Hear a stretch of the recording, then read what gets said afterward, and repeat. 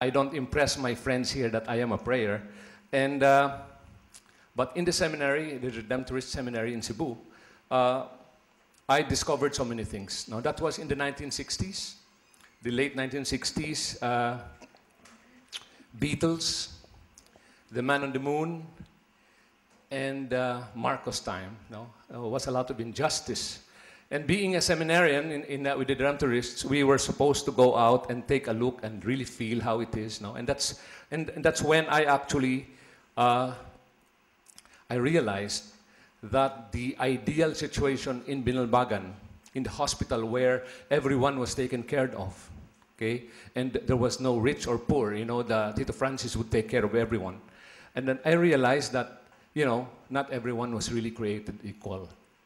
I realized that there were people who actually die because they could not afford to see a doctor and to buy a medicine.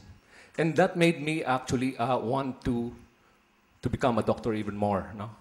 And so I did study. I want to make sure that I was going to be taken in to the best medical school in the Philippines. At that time, that was what I really thought. So the Ateneo school, you know, the UPP people, don't say. I thought it was UST that was the best medical school.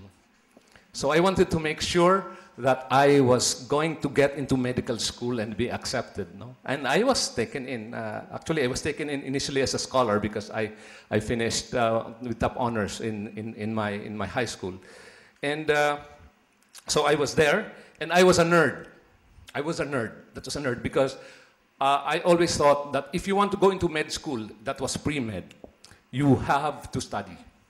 And so my life in Manila, because I'm from Negros, was just really the library and books. You know, I was not into anything. I was a nerd. And I would have become cum laude, in fact, were it not for a 3 that I got in physics. So I did not, but I wanted to make sure that I was going to get into med school. And so I did actually get into med school. I did not apply anywhere else. Had I not been taken in UST, I would have, you know, wasted 1 year. No? Then during those times, I would go back to the Negros Occidental for a summer vacation. And I would join my parents. My parents were into ministry. And I was very, very close with the Columban fathers. My parents were very close to the Columban fathers. And Father Niall O'Brien, I think you've heard of him. He is now dead.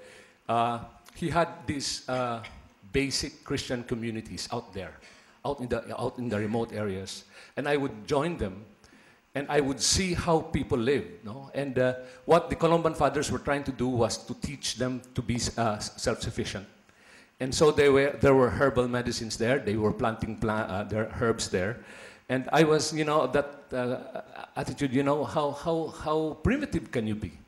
You know, all you need to do is buy a medicine because medicines are well prepared.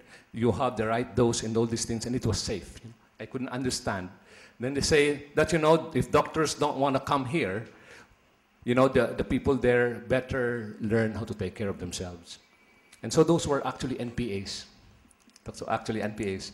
And so I was just really looking at when I was preparing for my talk this afternoon because I said, what were the things that influenced me to become what I am, you know, and the kind of things that I really like, you know? And I think that's good. That's why I'm worried about my children now because I think children nowadays are more comfortable.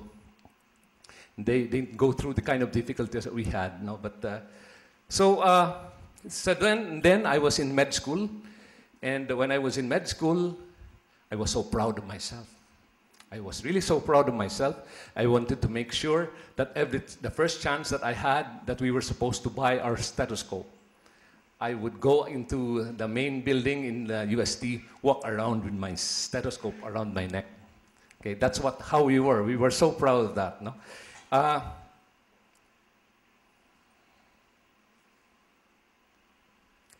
But that was the time that I realized, I started thinking about myself. I wanted to think about myself, and the anatomy class you know, we had a name for our anatomy, the dead person, no?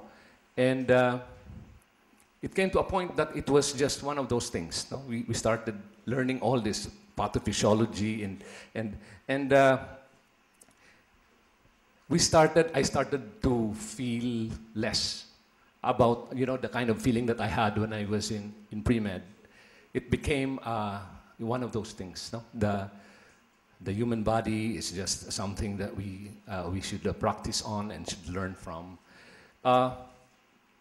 Sometimes during the 4th year, because of the fact that we were required to document all the things for our report, and our patients in the clinical division, that's the charity, the so-called charity, could not afford it, we ended up actually paying for them. We paid for the tests, not because we wanted to help the patients, but because we wanted to get it over with, no? To be able to get on with our report. No? And so we had, you know, we had great time there talking about our follies, no, in med school, and I think the medical students can relate. No, one of the things that I can remember is that when you are supposed to monitor the blood pressure of a patient every 30 minutes, because in the clinical division there is no monitor, we don't have that kind of monitor, and the patient was actually very, very serious, and I would go 2 o'clock in the morning, and you would see medical students actually holding the hands of patients with their blood pressure monitor and actually sleep. Okay, and so they would monitor every 30 minutes, and in this one particular case, my friend was so efficient because he had his blood pressure reading every 30 minutes until 7 o'clock in the morning during the endorsement time. So take a look at what he wrote. It was 120/80. 120, minsan, ginagawang 100/70 until 7 o'clock, no, for his report. Ang problema niya lang is that the patient died at 4 o'clock. So those are the things that happened. Then the other time that I remember medical school is suddenly the senior resident wanted to do an examination or a test for all those on duty. And so we were supposed to answer all the questions on all the patients in the bed, no? The different, in the ward. And so we were already at bed 9, and my friend, Paul, actually was frantic because he never really saw the patient before and never really bothered to ask the questions and everything. And lo and behold, the patient was bed 12. When we came to bed 12, the patient wasn't there. And so, he did not have any examination, right? Nakalusot, no? And he was so nice, he was so happy. And then I said, Paul, what did you do? You were so lucky. And when we stepped out, the patient was out there, seated in the bench. And said, Doctor, pwede na ho akong pumasok. Sasakit ho yung ulo ko eh. You know, so pinalalabas ang pasyente. No, those are the things that, now during later on, during internship, this is not supposed to disparage the doctors, but a patient was actually already in the emergency room dying. And then, of course, it's finally the monitor. Beep. Okay? And now this intern, Andrew was his name, I remember him coming out and telling right away the wife, Mrs., I'm very sorry. Patay na po si Mr. Well, patay naman, no? But suddenly, you know, sometimes the monitor, there's another beep. Then, beep. Doctor, meron pa. Nagtingin siya, and he was so embarrassed. Sabi niya, mamamatay din yan. So, you know, that's, mamamatay din yan. Okay, that's, and then, same guy, actually, Andrew, same guy, because of what we learned in school, no? We kind of forgot about the patient. And so there was this woman with a big tummy, and, you know, she was pregnant, no? Mrs., kailan po yung last menstrual period niyo po, LMP? Ay, nako, hindi alam ng babae. She could not tell Andrew, you know, when was the last menstrual period. Sabi niya, ay, Mrs., paano ko malalaman kung buntis ka, kung hindi mo alam ang LMP mo? And then this woman